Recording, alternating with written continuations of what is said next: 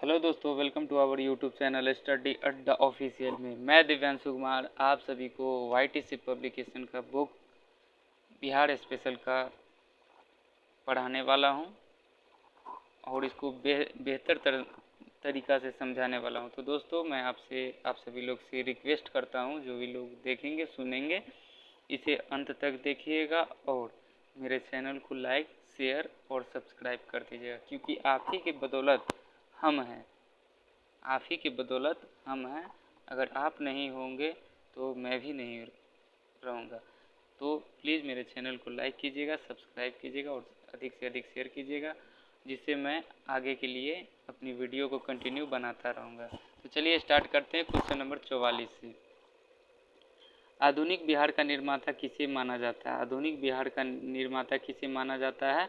तो आधुनिक बिहार का निर्माता सच्चिदानंद सिन्हा को माना जाता है। किसे माना जाता है? सच्चिदानंद सिन्हा को माना जाता है। किसे माना जाता है? सच्चिदानंद सिन्हा को माना जाता है। किसे माना जाता है? सच्चिदानंद सिन्हा को माना जाता है आधुनिक बिहार का निर्माता। चलिए इसका डिस्कशन देखते हैं। सच्चिदानंद सिन्हा को आधुनिक बिहार का निर्माता कहा जाता है। आधुनिक बिहार का निर्माता कहा जाता है। बिहार को बंगाल से पृथक राज्य के रूप में स्थापित करने वाले लोगों में सच्चिदानंद सिन्हा का नाम सर्वोपरि है। वे पटना विश्वविद्यालय के प्रथम कुलपति रहे हैं। वे पटना विश्वविद्यालय के क्या रहे हैं? प्रथम कुलपति रहे हैं। वे पटना विश्वविद्यालय के प्रथम कुलपति रहे हैं। वे पटना विश्वविद्यालय के क्या रहे हैं? प्रथम कुलपति रहे हैं। बिहार प्रांतीय किसान सभा का गठन किसने किया? बिहार प्रांतीय किसान सभा का गठन किसने किया? तो स्वामी सहजानंद सरस्वती के द्वारा बिहार प्रांतीय किसान सभा का गठन किया गया। स्वामी सहजानंद सरस्वती ने बिहार प्रांतीय किसान सभा की स्थापना की। बिहार प्रांतीय किसान सभा के प्रथम सचिव श्री कृष्ण सिंह नियुक्त हुए। इस सभा के निम्नलिखित उद्देश्य थे: जमींदारी व्यवस्था को खत्म करना, भू राजस्व कम करना, ऋण को संस्थागत बनाना। Next question, Dutch East India company ने किस वर्ष अपनी फैक्ट्री पटना में स्थापित की? डच ईस्ट इंडिया कंपनी किस वर्ष अपनी फैक्ट्री पटना में स्थापित की?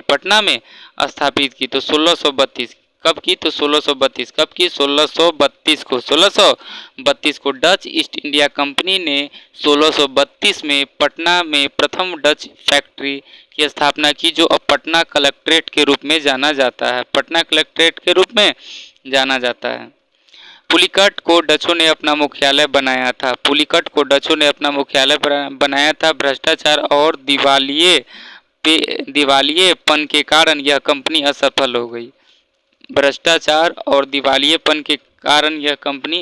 हो गई। जहां भ्रष्टाचार होगा तो वो चीज़ स्वतः ही नष्ट होने लगता है। बिहार में स्वराज दल का गठन किसने किया? बिहार में स्वराज दल का गठन किसने किया? तो श्री कृष्ण सिंह। जनवरी 1923 में CR दास एवं मोतीलाल नेहरू के नेतृत्व में स्वराज पार्टी का गठन किया गया। जनवरी 1923 में CR दास एवं मोतीलाल नेहरू के नेतृत्व में स्वराज पार्टी का गठन किया गया। 26 जनवरी 1923 में पटना में स्वराज दल की स्थापना की गई। बिहार में स्वराज दल के अध्यक्ष नारायण प्रसाद तथा सचिव प्रोफेसर अब्दुल बारी को नियुक्त किया गया। श्री कृष्ण के नेतृत्व में 1923 ईस्वी में स्वराज दल की शाखा का पटना में गठन किया गया है। सन 1931 में बिहार समाजवादी पार्टी का गठन किसने किया? सन 1931 में बिहार समाजवादी पार्टी का गठन किसने किया? तो किसने किया? फूलन प्रसाद वर्मा। जुलाई 1931 में बिहार समाज पार्टी की स्थापना जयप्रकाश नारायण, फूलन प्रसाद वर्मा एवं कुछ अन्य लोगों ने मिलकर किया था। इस पार्टी की स्थापना का मुख्य उद्देश्य यह था कि देश की आर्थिक विकास की प्रक्रिया राज्य द्वारा नियंत्रित हो तथा राजाओं और जमींदारों का उन्मूलन बिना मुआवजे के किया जाए। बिना मुआवजे के किया जाए। बिहार दिवस का क्या मतलब है, बिहार दिवस का क्या महत्व है जो हर साल 22 मार्च को मनाया जाता है? इस दिन राज्य पुनर्गठन आयोग ने बिहार का निर्माण किया। इस दिन राज्य पुनर्गठन आयोग ने बिहार का निर्माण किया। बिहार को 1973 में इस दिन संयुक्त प्रांत से बाहर किया गया। बिहार को 1973 में इस दिन संयुक्त प्रांत को से बाहर किया गया। मैं 2 बार रिपीट कर देता हूं जिससे आप लोगों को आसानी से याद हो सके। 1912 में बिहार के बंगाल प्रेसिडेंसी से अलग होने को याद करने के लिए 1912 में बिहार के बंगाल प्रेसिडेंसी से अलग होने को याद करने के लिए। अच्छा, 12वीं शताब्दी में मुस्लिम शासकों द्वारा बिहार के नामकरण का जश्न मनाने के लिए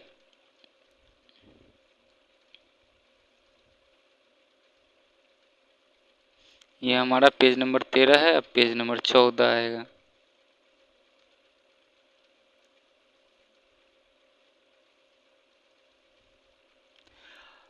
औपनिवेशिक शासनकाल के दौरान 1912 में बिहार प्रेसिडेंसी से अलग बिहार प्रांत बनाया गया। इसी के उपलक्ष्य में प्रत्येक वर्ष 22 मार्च को बिहार दिवस मनाया जाता है। औपनिवेशिक शासनकाल के दौरान 1912 में बंगाल प्रेसिडेंसी से अलग बिहार प्रांत बनाया गया। इसी के उपलक्ष्य में प्रत्येक वर्ष 22 मार्च को बिहार दिवस मनाया जाता है। भागलपुर में नमक सत्याग्रह का नेतृत्व किसने किया? तो भागलपुर में नमक सत्याग्रह का नेतृत्व महादेव लाल सराफ ने किया।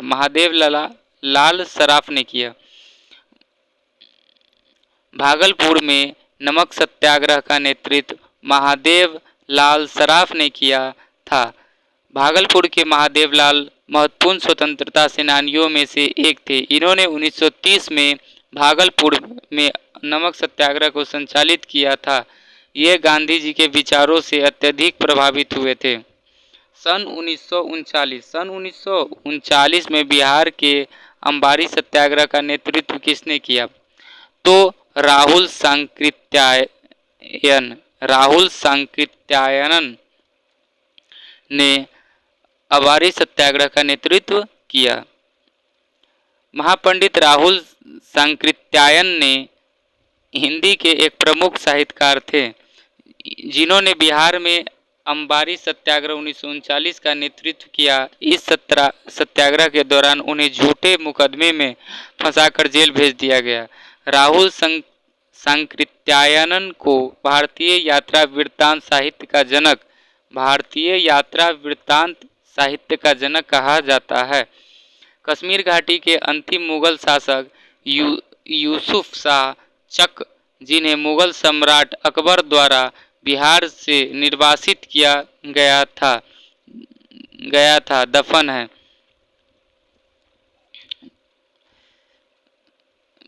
एक बार और पढ़ लेते हैं इसको। कश्मीर घाटी के अंतिम मुगल शासक यूसुफ शाह चक, जिन्हें मुगल सम्राट अकबर द्वारा बिहार से निर्वासित किया गया था, दफन है। तो नालंदा में कहाँ दफन है? नालंदा में दफन है। कश्मीर के अंतिम मुस्लिम शासक यूसुफ शाह चक्र को बिहार के नालंदा जिले में दफनाया गया था।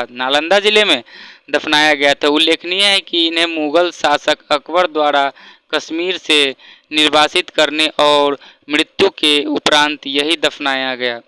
कश्मीर के अंतिम मुस्लिम शासक यूसुफ शाह चक को बिहार के नालंदा जिले में दफनाया गया था। उल्लेखनीय है कि इन्हें मुगल शासक अकबर द्वारा कश्मीर से निर्वासित करने और मृत्यु के उपरांत यहीं दफनाया गया था।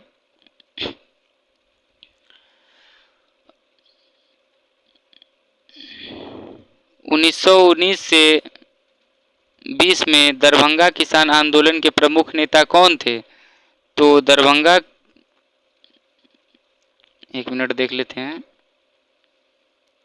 स्वामी विद्यानंद 1919 से 20 में दरभंगा किसान आंदोलन के प्रमुख नेता थे। यह विरोध बिहार के सबसे बड़े जमींदारी दरभंगा राज पर केंद्रित था। इस आंदोलन का विस्तार धीरे धीरे पूर्णिया, सहरसा, भागलपुर और मुंगेर जिला तक हो गया। दरभंगा के महाराजा द्वारा इस आंदोलन का प्रस्ताव समाप्त करने के लिए एक प्रांतीय सभा का गठन वर्ष 1922 में किया गया।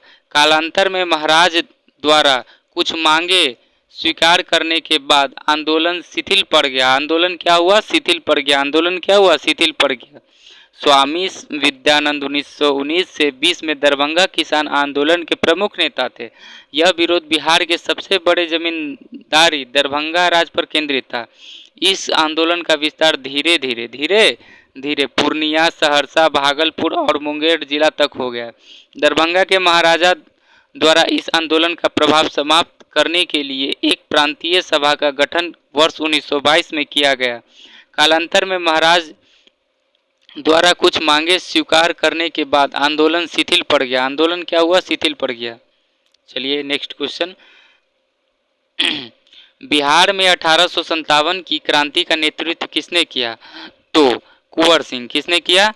तो कुंवर सिंह के द्वारा किया गया। ठीक है, कुंवर सिंह के द्वारा किया गया।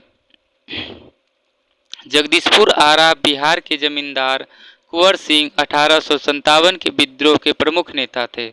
इन्होंने विद्रोह की मशाल को रोहतास, मिर्जापुर, रीवा, बांदा तथा लखनऊ तक फहराया। 26 अप्रैल 1858 को अपने अंतिम युद्ध में जख्मी होने के कारण उनकी मृत्यु हो गई। अपने अदम्य साहस और वीरता के कारण कुंवर सिंह को बिहार का सिंह कहा जाता है। कुंवर सिंह को बिहार का सिंह कहा जाता है अपने अदम्य साहस और वीरता के कारण। एक बार और रिपीट कर लेते हैं। जगदीशपुर आरा बिहार के जमींदार कुंवर सिंह 1857 के विद्रोह के प्रमुख नेता थे। उन्होंने विद्रोह की मशाल को रोहतास, मिर्जापुर, रीवा, बांदा तथा लखनऊ तक फहराया। 26 अप्रैल 1858 को अपने अंतिम युद्ध में जख्मी होने के कारण उनकी मृत्यु हो गई। अपने अदम्य साहस और वीरता के कारण कुंवर सिंह को बिहार का सिंह कहा जाता है। कौटिल्य कहाँ का प्रधानमंत्री था? कौटिल्य जो था वो चंद्रगुप्त मौर्य का प्रधानमंत्री था।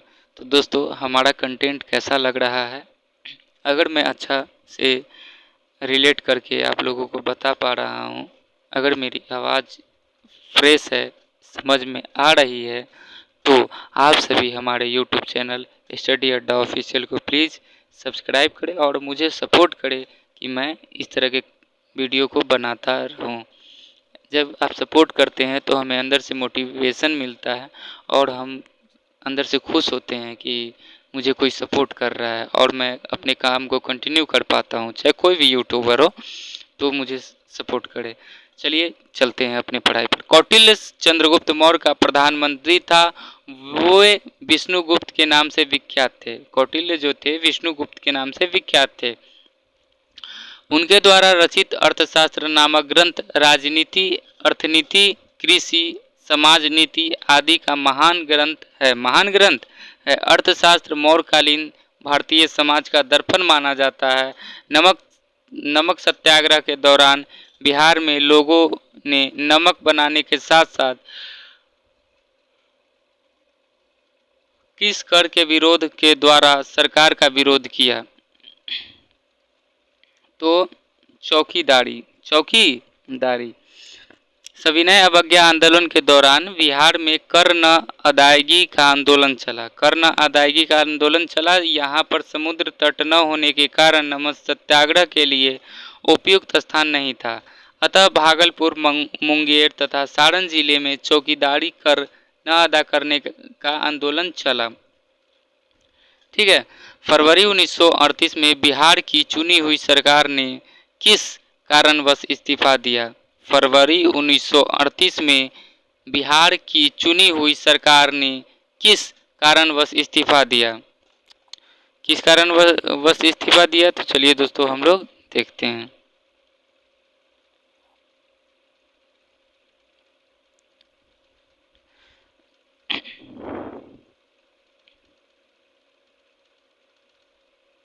फरवरी 1938 में बिहार की चुनी हुई सरकार ने राजनैतिक बंदियों को छोड़ने के कारण इस्तीफा दे दिया था। राजनैतिक बंदियों को छोड़ने के कारण क्या किया था, इस्तीफा दे दिया था। जबकि 1939 में द्वितीय विश्व युद्ध आरंभ होने पर तत्कालीन वायसराय लॉर्ड लिनलिथगो ने भारतीय विधानमंडल की सहमति के बिना भारत को युद्ध में शामिल कर लिया तथा देश में आपातकाल की घोषणा कर दी, जिसके विरोध में 15 नवंबर 1939 को प्रांतीय कांग्रेस मंत्रिमंडलों ने त्यागपत्र दिया। कांग्रेस मंत्रिमंडलों के त्यागपत्र देने पर मुस्लिम लीग ने 22 दिसंबर 1939 को मुक्ति दिवस के रूप में मनाया। एक बार और पढ़ लेते हैं।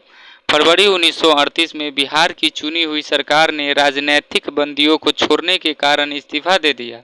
अच्छा, जबकि 1939 में द्वितीय विश्व युद्ध आरंभ होने पर तत्कालीन वायसराय लॉर्ड लिनलिथगो ने भारतीय विधानमंडल की सहमति के बिना भारत को युद्ध में शामिल कर लिया तथा देश में आपातकाल की घोषणा कर दी, जिसके विरोध में 15 नवंबर 1939 को प्रांतीय कांग्रेस मंत्रिमंडलों ने त्यागपत्र दिया। कांग्रेस मंत्रिमंडलों के त्यागपत्र देने पर मुस्लिम लीग ने 22 दिसंबर 1939 को मुक्ति दिवस के रूप में मनाया। बिहार किसान सभा से कौन जुड़ा था? बिहार किसान सभा से कौन जुड़ा था? तो बिहार किसान सभा से स्वामी सहजानंद सरस्वती ने 1929 ईस्वी में बिहार किसान सभा का गठन किया। पंडित यदुनंदन शर्मा 1933 में स्वामी सहजानंद के संपर्क में आने के बाद किसान महासभा से जुड़े। एक भारतीय राज्य के रूप में बिहार बना। कब बना? तो 1912 में बना। चलिए डिस्कशन देखते हैं। एक प्रांत के रूप में बंगाल से अलग बिहार कहाँ से अलग हुआ है? तो बंगाल से अलग हुआ है। और कब अलग हुआ है? तो इसका गठन हुआ 22 मार्च 1912 को, जिसमें उड़ीसा भी सम्मिलित था। आगे चलकर 1 अप्रैल 1936 को उड़ीसा से अलग होकर 1936 ईस्वी को उड़ीसा से अलग होकर बिहार नया राज्य बना। 1 अप्रैल 1936 ईस्वी को उड़ीसा से अलग होकर बिहार एक नया राज्य बना। इस डेट को याद रखना होगा, 1 अप्रैल 1936। ठीक है। वर्तमान बिहार का विभाजन 15 नवंबर 2000 ईस्वी को हुआ। वर्तमान बिहार का विभाजन यानी लेटेस्ट 15 नवंबर 2000 को ईस्वी को हुआ, जिसमें बिहार से अलग होकर एक नया राज्य झारखंड बना। बंगाल और बिहार में भूमि पर किराएदारों के अधिकार को बंगाल किरायादारी अधिनियम द्वारा कब स्वीकार किया गया? था 1885 को। बंगाल काश्तकारी अधिनियम सन 1885 ईस्वी में लागू हुआ। सन 1912 में जब बंगाल से बिहार अलग हुआ, तब उसने इस एक्ट को यथावत अंगीकार कर लिया। इस अधिनियम में 3 अनुसूची और 196 धाराएं हैं। इस एक्ट को बनाने का मुख्य उद्देश्य जमींदार काश्तकार के भूमि से संबंधित प्रथागत अधिकारों को प्रख्यापित करना था। इसे लैंड लॉ भी कहा जाता है।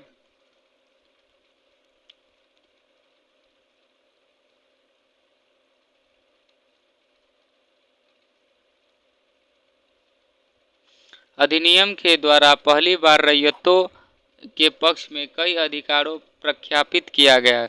कोई रैयत 12 साल तक लगातार किसी जमीन पर कायम है और उसका लगान जमींदार को दे रहा है, तो उसकी स्थायी रैयत का दर्जा प्राप्त हुआ। कोई रैयत 12 साल तक लगातार किसी जमीन पर कायम है और उसका लगान जमींदार को दे रहा है, तो उसकी स्थायी रैयत का दर्जा प्राप्त हुआ। अस्थायी रैयत को जमींदार बिना कारण बेदखल नहीं कर सकता। बेदखल नहीं कर सकता। अस्थायी रैयत के उत्तराधिकारी को स्वतः रैयती अधिकार मिलता। अस्थायी रैयत के अधिकार को स्वतः रैयती अधिकार मिलता। उत्तराधिकारी को इसकी लिखित सूचना जमींदार को देना पड़ता था। अस्थायी रैयत अपनी जमीन की बिक्री कर सकता था। बिहार कब भारत का एक स्वतंत्र प्रदेश बना? कब बना? तो 1912 को। कब बना? तो 1912 को। 1 अप्रैल 1912 को बिहार को बंगाल प्रेसिडेंसी से अलग कर एक नया राज्य बनाया गया 1 अप्रैल 1912 को। तो स्मॉल डेट हो गया 1 अप्रैल, और 1912 ईस्वी को बिहार को बंगाल प्रेसिडेंसी से अलग कर एक नया राज्य बनाया गया। 1936 में उड़ीसा को इससे अलग कर दिया गया। बिहार का नाम का प्रादुर्भाव संभवतः बौद्ध बिहारों के बिहार शब्द से हुआ। बिहार का प्रादुर्भाव संभवतः बौद्ध बिहारों के बिहार शब्द से हुआ, जिसे बिहार के स्थान पर इसके विकृत रूप बिहार से संबोधित किया जाता है। यह क्षेत्र गंगा नदी तथा उसकी सहायक नदियों के उपजाऊ मैदानों में बसा है। बिहार को मगध के नाम से भी जाना जाता था। बिहार को मगध के नाम से भी जाना जाता था, इसलिए तो मगध यूनिवर्सिटी सब है। वही बिहार की राजधानी पटना का प्राचीन नाम पाटलिपुत्र है। पटना का प्राचीन नाम पाटलिपुत्र, कुसुमपुर, दाइमाबाद, अजीमाबाद, ये सभी पाटलिपुत्र का ही नाम यानी पटना का ही नाम है। अब पटना का नाम पटना शेरशाह सूरी के द्वारा रखा गया है, शायद कंफर्म एक बार हो लेंगे। बिहार सोशलिस्ट पार्टी कब गठित हुई? बिहार सोशलिस्ट पार्टी कब गठित हुई? तो 1931 में। 1931 में गंगाशरण सिन्हा, रामवृक्ष बेनीपुरी और रामानंद मिश्रा ने बिहार सोशलिस्ट पार्टी नामक गठन स्थापित किया, जिसकी औपचारिक स्थापना 1934 में पटना के अंजुमन इस्लामिया हॉल में हुई। इस पार्टी के अध्यक्ष आचार्य नरेंद्र देव और सचिव जयप्रकाश नारायण थे। इसके अन्य सदस्यों में योगेंद्र शुक्ल, अब्दुल बाकी, कर्पूरी ठाकुर और बसावन सिंह आदि प्रमुख थे। नोट: बिहार लोक सेवा आयोग ने इसे अपने संशोधित उत्तर पत्रक में ई कर दिया है। ई कर दिया है मतलब ऑप्शन ई क्या है देख लेते हैं। उपयुक्त में से कोई नहीं, उपयुक्त में से एक से अधिक। बिहार सोशलिस्ट पार्टी का कब गठित हुआ? तो 1931 में ही हुआ होगा, 1931 में ही हुआ है। चलिए, ऐसा अगर डाउट होगा तो गूगल से सर्च कर लीजिएगा आप लोग, लेकिन 1931 ही होना चाहिए मेरे ख्याल से। कुंवर सिंह अंग्रेजों के खिलाफ 1857 के विद्रोह में किस जगह शामिल हुए? किस जगह शामिल हुए? कुंवर सिंह अंग्रेजों के खिलाफ 1857 के विद्रोह में किस जगह शामिल हुए? किस जगह शामिल हुए? 16 में होगा। 1857 के विद्रोह के दौरान बिहार में विद्रोहियों के नेता जगदीशपुर आरा के जमींदार कुंवर सिंह थे। आरा के जमींदार कौन थे? कुंवर सिंह थे। उस समय कुंवर सिंह 70 वर्ष की आयु के थे। विद्रोह के समय उन्हें बिहार का सिंह कहा जाता था। जुलाई 1857 को कुंवर सिंह ने दानापुर पटना के सिपाहियों के साथ मिलकर आरा शहर पर कब्जा किया। आरा शहर पर क्या किया? कब्जा किया। कुंवर सिंह ने अपने विद्रोह का झंडा बिहार के बाहर रोहतास, मिर्जापुर, रीवा, बांदा तथा लखनऊ तक फहराया। युद्ध में घायल होने के कारण 23 अप्रैल 1856 को इनकी मृत्यु हो गई। कुंवर सिंह की मृत्यु कब हुई? 23 अप्रैल 1856। 23 अप्रैल 1856। ठीक है, ऐसे 3-4 बार बोल दिए तो आप लोग को याद हो जाएगा। बिहार लोक सेवा आयोग ने इसे अपने संशोधित उत्तर पत्रक में बी कर दिया है। मतलब चलिए इस सबको पढ़ना ही नहीं है, बी कर दिया, डी कर दिया।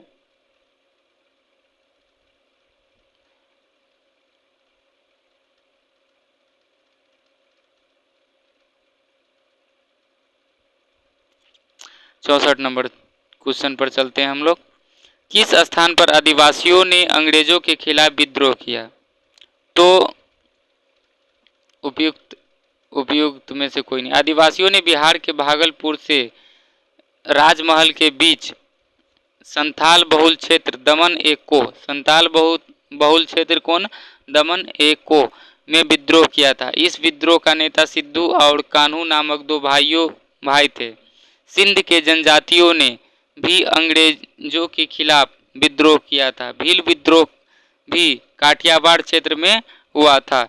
भगवान बुद्ध के महापरिनिर्वाण के बाद पहली बौद्ध संगति हुई थी। पहली बौद्ध संगति कहाँ हुई थी? तो राजगीर में हुई थी। भगवान बुद्ध के महापरिनिर्वाण के बाद पहली बौद्ध संगति राजगीर के सप्तकर्णी गुफा में हुई। यह संगति अजातशत्रु के शासनकाल में महाकश्यप की अध्यक्षता में हुई। इस संगति में बुद्ध के उपदेशों को दो पिटकों, विनय पिटक तथा सुत्त पिटक में बांटा गया। इन संगतियों को प्रायः धम्म संगति भी कहा जाता था। बिहार में पहला कांग्रेस अधिवेशन कहाँ हुआ? तो बिहार में पहला कांग्रेस अधिवेशन कहाँ हुआ? तो गया में हुआ। कहाँ हुआ दोस्तों? गया में हुआ। बिहार में पहला कांग्रेस अधिवेशन कहाँ हुआ? तो गया में हुआ। चलिए डिस्कशन देखते हैं। भारतीय राष्ट्रीय कांग्रेस की स्थापना 28 दिसंबर 1885। 28 दिसंबर 1885 भारतीय राष्ट्रीय कांग्रेस की स्थापना बोले तो 28 दिसंबर 1885 को A.O. ह्यूम के द्वारा बंबई में की गई थी। इसके प्रथम अध्यक्ष व्योमेश चंद्र बनर्जी थे। भारतीय राष्ट्रीय कांग्रेस का 38वां अधिवेशन 1922 ईस्वी में बिहार राज्य के गया में किया गया था। इसके अध्यक्ष देशबंधु चित्तरंजन दास थे। जब बिहार में हुआ तो उस समय चित्तरंजन दास थे इसके अध्यक्ष। यह अधिवेशन बिहार राज्य में आयोजित होने वाला पहला अधिवेशन था। कब? 1922 को। कब? 1922 को।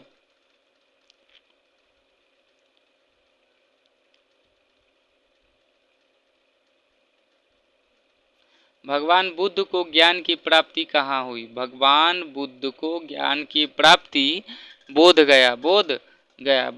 इसलिए तो बोध पड़ा हुआ है। यानी बोध मतलब क्या होता है?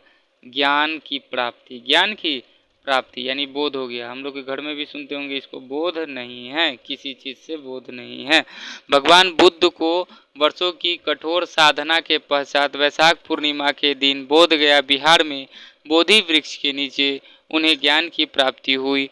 वे सिद्धार्थ से गौतम बुद्ध बन गए थे। उल्लेखनीय है कि कपिल वस्तु में उनका जन्म हुआ था तथा सारनाथ में पहला उपदेश दिया जिसे धर्मचक्र प्रवर्तन कहा गया। तो देखिए, एक महावीर हैं, गौतम बुद्ध है, ये सब में आप लोगों को अक्सर कन्फ्यूजन होता होगा। तो देखिए, जो सिद्धार्थ थे वही भगवान बुद्ध बने। सिद्धार्थ जो थे वही भगवान बुद्ध बने। ठीक है। तो भगवान बुद्ध को वर्षों की कठोर साधना के पश्चात वैशाख पूर्णिमा के दिन, किस दिन? वैशाख पूर्णिमा के दिन बोधि वृक्ष के नीचे उन्हें ज्ञान की प्राप्ति हुई। वे सिद्धार्थ से गौतम बुद्ध बन गए। ठीक है। तो चलिए हम लोग नेक्स्ट क्वेश्चन पर चलते हैं। भगवान बुद्ध के महापरिनिर्वाण के बाद पहली बौद्ध संगति हुई। पहली बौद्ध संगति कहाँ हुई? तो राजगीर में यानी राजगीर में। प्रथम बौद्ध संगति का आयोजन 1843 ईस्वी पूर्व में राजगीर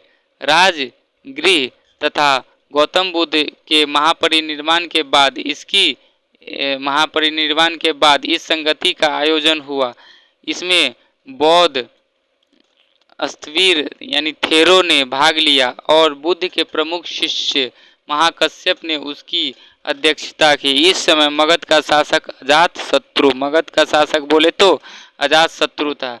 बिहार पर बख्तियार खिलजी के हमले का पहला विवरण प्राप्त हुआ। बख्तियार खिलजी के पहला विवरण कब प्राप्त हुआ, तो चलिए देखते हैं। तबकात ए नासरी फारसी मिनहाजुद्दीन सिराज द्वारा रचित पुस्तक है। इस पुस्तक में बिहार के नालंदा विश्वविद्यालय पर बख्तियार खिलजी द्वारा हमले का पहला विवरण प्राप्त है। साथ ही पुस्तक में मोहम्मद गौरी की भारत विजय तथा तुर्की सल्तनत के आरंभिक इतिहास की लगभग 1260 ईस्वी तक की जानकारी मिलती है। गांधी जी के चंपारण पधारने की 100वीं वर्षगांठ 2017 में, ठीक है, 2017 में जो था, गांधी जी चंपारण जो पधारे थे उस तो 1917 में 10 अप्रैल 1917 को पधारे थे ना, तो 17 में पधारे थे तो 2017 में 100 साल पूर्ण गया। तो ये किस महीना में था, तो वही पूछ रहा है। 10 अप्रैल 1917 ईस्वी को बिहार के चंपारण में महात्मा गांधी पहली बार आए। 10 अप्रैल 1917, इस डेट को याद रखना है, ये बार बार पूछा जाता है। 10 अप्रैल 1917 को, 1917 सबको पता है, लेकिन 10 अप्रैल बहुत कम लोग जानते होंगे। जानते हैं तो अच्छी बात है। 10 अप्रैल 1917 ईस्वी को बिहार के चंपारण में महात्मा गांधी पहली बार आए। चंपारण सत्याग्रह गांधी जी के नेतृत्व में भारत का पहला सत्याग्रह आंदोलन था। यह आंदोलन 19 अप्रैल 1917 ईस्वी को शुरू किया गया तथा 1 साल तक चला। वर्ष 2017 में गांधी जी के चंपारण पधारने की 100वीं वर्षगांठ अप्रैल महीने में थी। तो दोस्तों आज हम लोग पेज नंबर 16 तक पढ़े, क्वेश्चन नंबर 70 तक पढ़े। पेज 16 क्वेश्चन नंबर 70 तक पढ़े। कल हम लोग नेक्स्ट पेज 17 से कंटिन्यू अपने वीडियो को करेंगे, ठीक है। तो दोस्तों आज के लिए इतना ही। अगर हमारा वीडियो, हमारी वॉइस, अगर ये सब आपको एकदम फ्रेश और क्लीन समझ आ रहा हो तो आप हमारे चैनल स्टडी अड्डा ऑफिशियल को सब्सक्राइब करें, कि जिससे मुझे अंदर से मोटिवेशन मिले कि मैं इस तरीक़ा का वीडियो आप लोगों के लिए लाऊं। बहुत ऐसे लोग होंगे जो कामकाज के वजह से नहीं पढ़ पा रहे होंगे, वो इस वीडियो को देखकर, सुनकर आराम से अपनी पढ़ाई थोड़ा बहुत कर सकते हैं। तो मैं उन सभी के लिए ये काम कर रहा हूँ। तो चलिए आज के लिए इतना ही। Thank you.